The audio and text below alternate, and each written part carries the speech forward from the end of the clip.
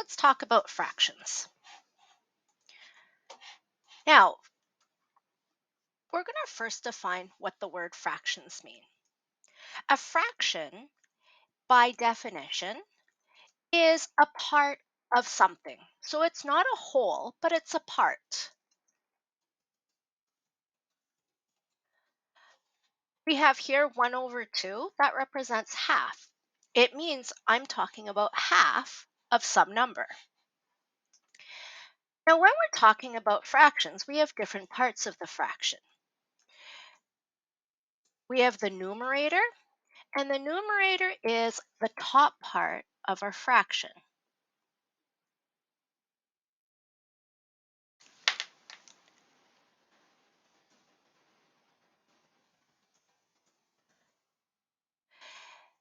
On the bottom, we have the denominator.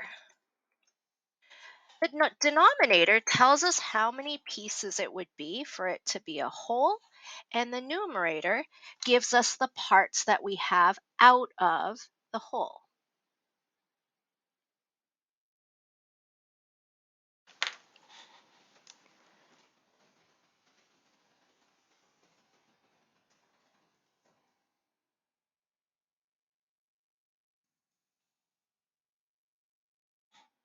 I guess we should say if the denominator is the total number of pieces, the numerator would represent the parts that we have of the whole.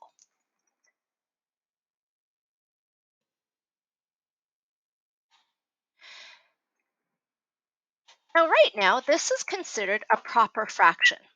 It's proper because it's actually a part of something.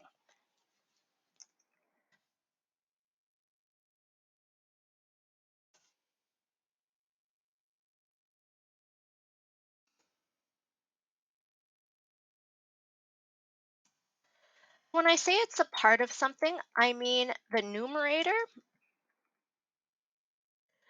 is less than the denominator. So I know that I have a part of the whole. On the other hand, we could have an improper fraction where we have a number that is not exactly a part. So, for example, I could have something like 4 over 3. I have 3 parts to make a whole, but I've got 4 on top. What this is I've got a whole and a part of something.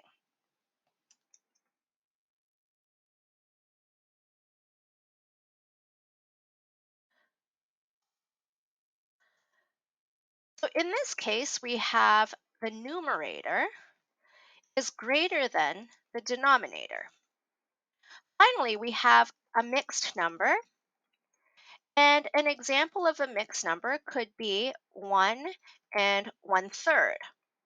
So instead of writing it like an improper fraction, I am writing it as a whole number and as a proper fraction.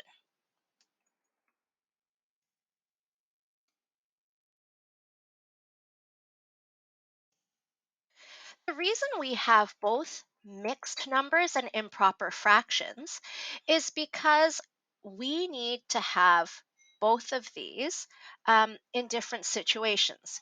Usually, if I'm speaking about numbers in speech, I would often say I've got 1.5, or I could say my age is 5.5. Whereas when we're using math, we have to represent a mixed number as an improper fraction before we can use it to calculate. So when we're creating mixed numbers from improper fractions, what we need to do is we need to do division. So if I were to take 9 and divide it by 4, 4 would go into 9 two times, and I have a remainder 1. What that means is I'm going to have 9 over 4, and this is equal to 2 and 1/4.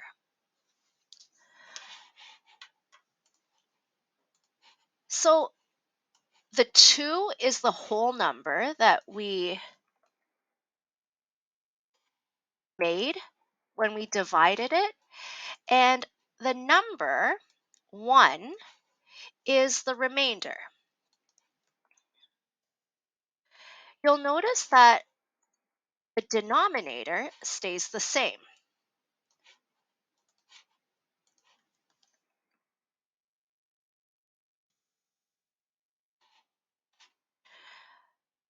So that would be our first question.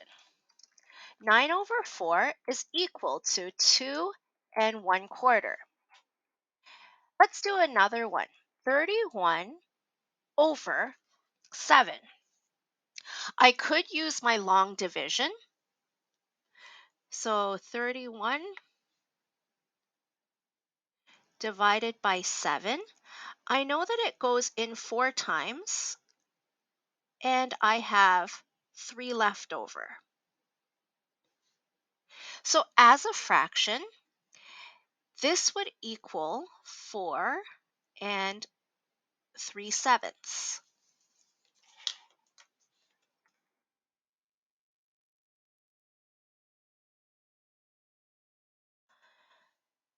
I can do that again with this one, 23 over 5.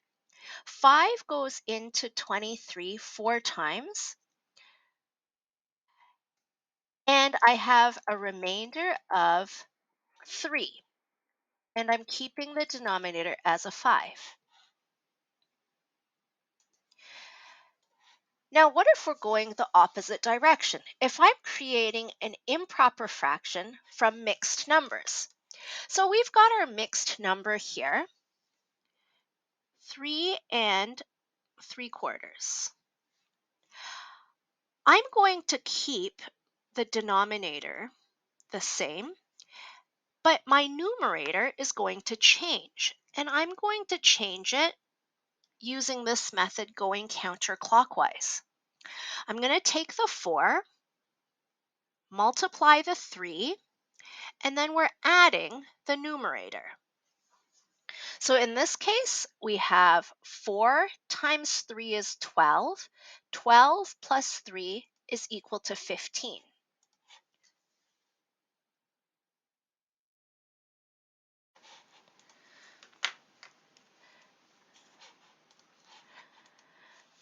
Okay, so 3 and 3/4. This is equal to 15 over 4. And the new numerator was created by taking the denominator times the whole number and adding the old numerator.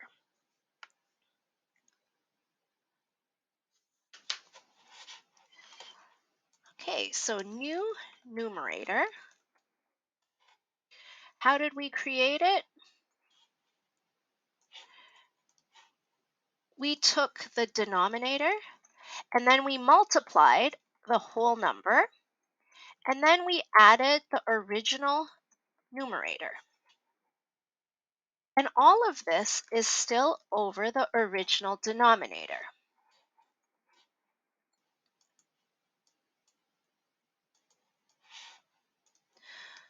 Okay, so let's do that for our second one. 8 and 2/7. I know that my denominator stays the same. Now let's go clockwise and get these together. 7 times 8 is 56. 56 plus 2 gives us 58.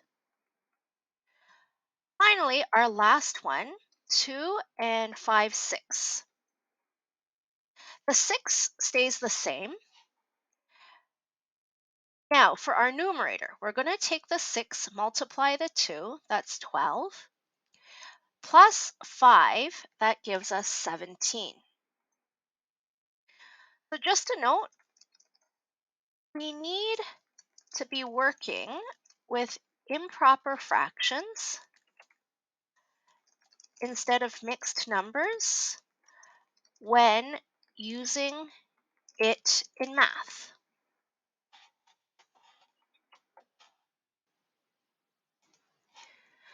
Now, just a few comments. We have special fractions. The number 3, is it a fraction? Well, we said that number 3 is a whole number, but a whole number is also an integer, and an integer is also a rational number.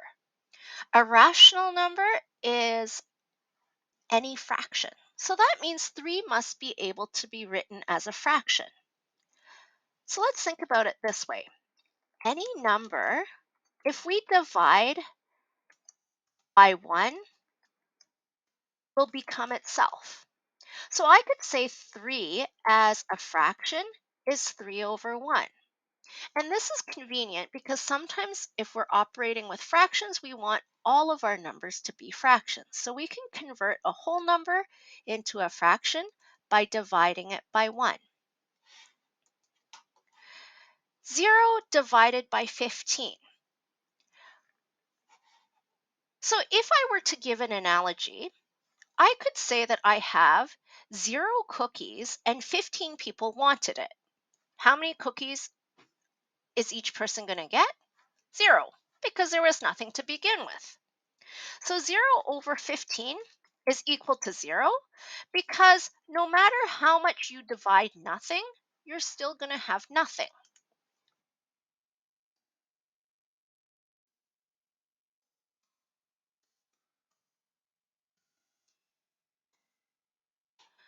Now you have the reverse, 5 over 0. Let's put that into the calculator. 5 divided by 0 is undefined. Or you might have something where it says it doesn't exist, or your calculator might say a math error. You can't divide by 0 because it's a bit of a meaningless operation. Like if we were to use that cookie example again, I have 5 cookies and 0 people want it. How many cookies does each person have? That's a very meaningless question. So dividing by 0 is undefined. You can't divide by 0.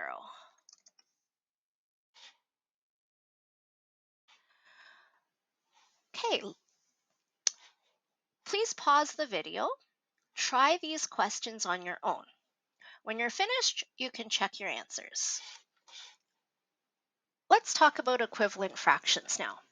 Equivalent fractions are just other ways to say the same thing. Now let's look at this diagram.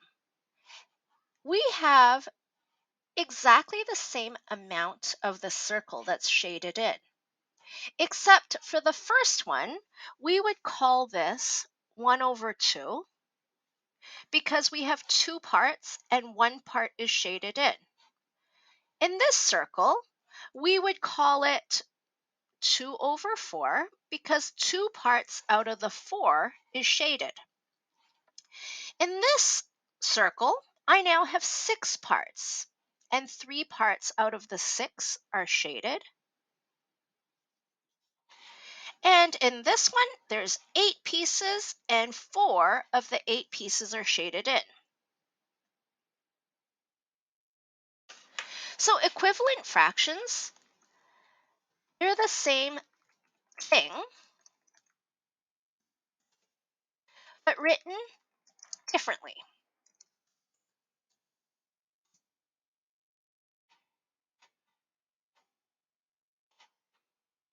So how do we create them? We create them by multiplying the top and the bottom by some factor.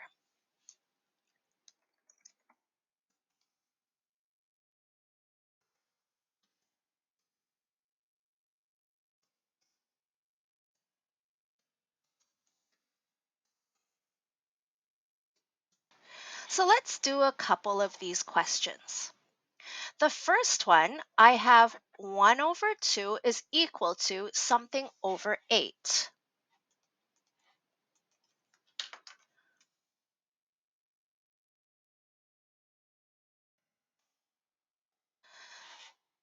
Well, I do know that in the denominator, from 2 to get to 8, I needed to multiply by 4. So I'm going to multiply the bottom by 4, and I'm also going to multiply the top by 4. Now, if I were to do that, my numerator now becomes 4 over 8. Let's do another one. So b, 2 over 3 is equal to 10 over some sort of number. For me to get from 2 to 10, I had to multiply by 5. So I'm not multiplying the top by 5.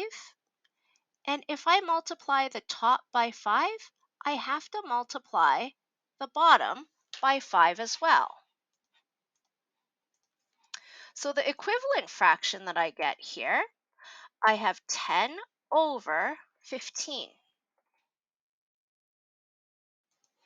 Let's do another one.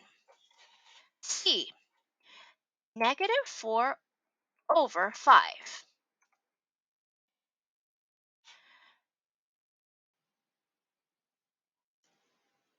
The negative, it can either go with the top or it could go with the bottom. So I have a number like this, negative 1 over 2. It can go with the top. So I have a negative 1 over 2. It could go with the bottom, 1 over negative 2. But it cannot go with the top and the bottom, because if I have two negatives, then this becomes a positive. Okay, so I can rewrite this as negative 4 over 5, or I could write 4 over negative 5. Now, in this question, we have negative 4 over 5, and this is equal to some number over 20. With the bottom number, I multiplied 4 to get to 20.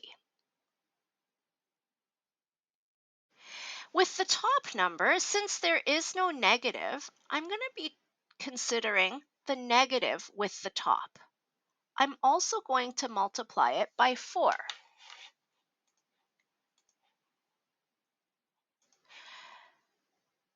So that gives us an equivalent fraction of negative 16 over 20. Finally, our last one, d, negative 8 over 9, is equal to negative 16 over some sort of number. The negative has been taken into consideration already, so I'm not going to worry about the negative, but I know that the 8 was multiplied by 2 to get to 16.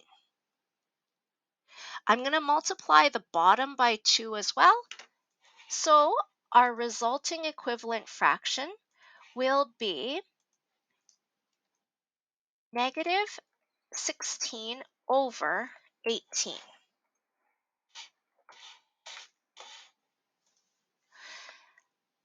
Spend a little bit of time, pause the video, and try these questions on your own. Find out the equivalent fraction for these given fractions.